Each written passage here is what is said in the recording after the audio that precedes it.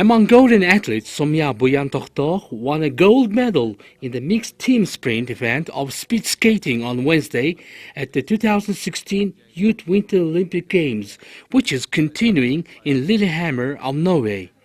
In the all-new event, 13 teams of 2 men and 2 women from mixed National Olympic Committees were grouped together, with each race run over 1.6 kilometers.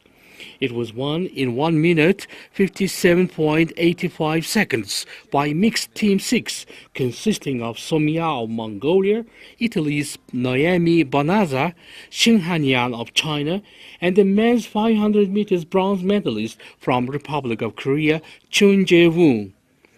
By contributing to her team's gold medal performance, Somya became the first Mongolian to win a medal at any Olympic Winter Games. Mongolia is also being represented by Ochersuk Adyabatar. He was competed in classical sprint and cross-country cross races of cross-country event, and he will participate in 10 kilometers freestyle race.